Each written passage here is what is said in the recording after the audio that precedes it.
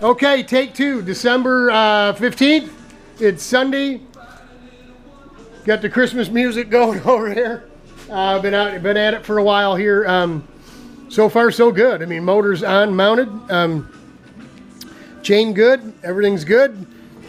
Everything's in its position. We'll run clutch cable, get the coil on. Fuel pump, and we're working on deciding what we want to do here. I really like this mount.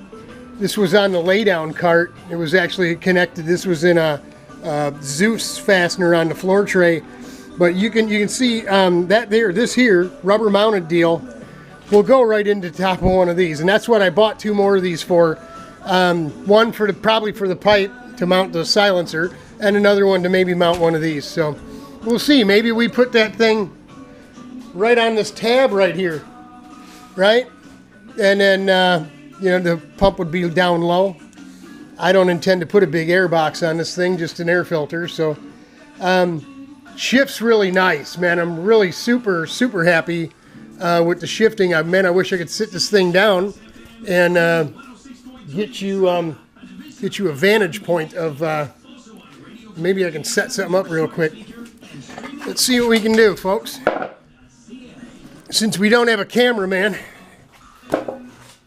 There, that'll work. Let's move it right on in here. Hang with me, folks. Hang with me. We're doing it the RPM way. We're doing it ourselves. Right? Here we go. So we're in neutral, right? So we go first. It's nice. Neutral. Second. Third.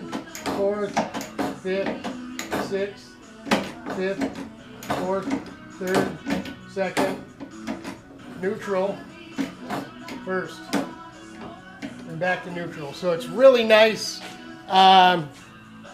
very positive shifting action. I mean, I've always been happy with the Vortex and the gearbox in those.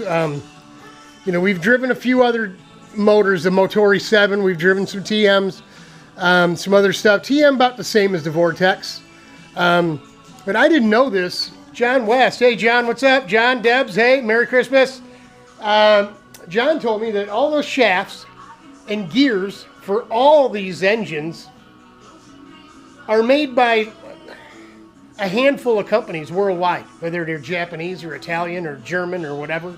250, 450, whatever.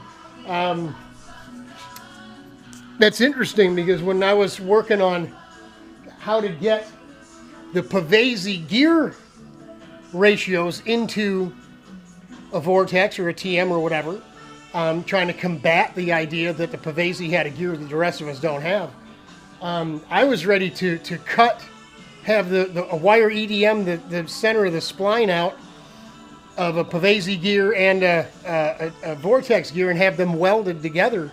And then John tells me, listen, man, all you got to do is get a hold of one of them companies. I'm sure they could hook you up. So that was good info, and that's what you get when you deal with the old school veteran guys that have been around for a million years, right?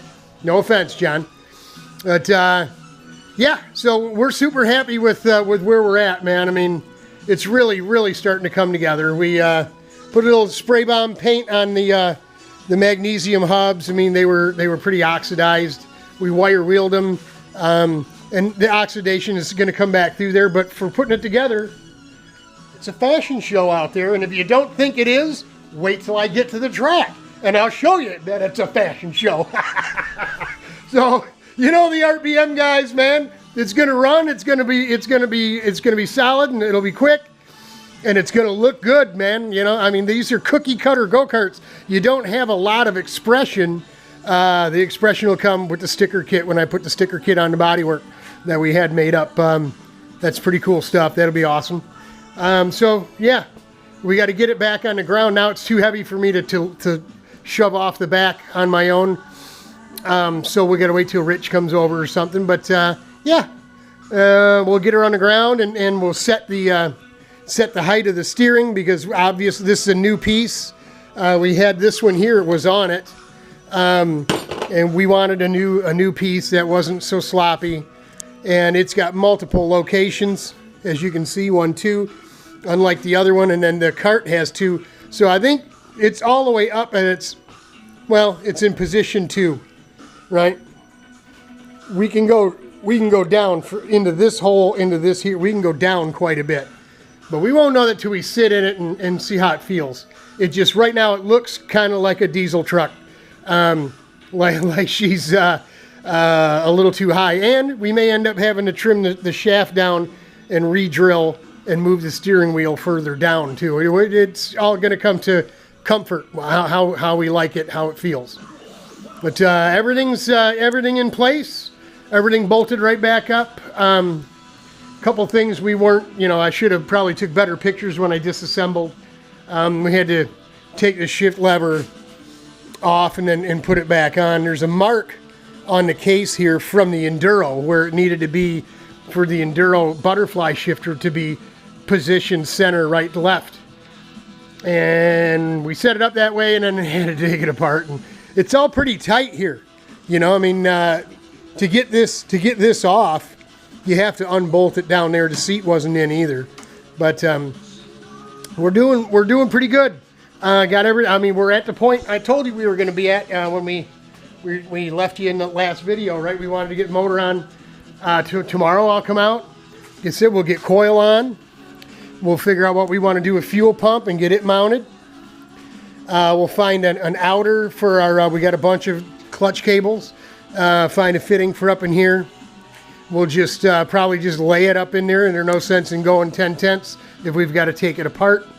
So that's going to hold us up with the cable and what have you, but we got quite a ways to go. We can start working on pipe, getting the pipe fit, getting that rear bumper set up, and of course our chain guard is going to get mounted off these 2 bolts here. Little aluminum piece, going to be nice. I don't like that plastic, man. Plastic isn't going to stop a chain, and aluminum may or may not, but I'd rather take my chances with a piece of aluminum than a piece of plastic. When it comes to the chain guard, it's more than a fashion show. It's got you want to put as much bulk and beef on there as you can get, right? So for the most part, we got 4 corners. Now it's just a million 5-minute jobs, right, Johnny? Hang in there, y'all. It's coming around. It's getting better as we speak.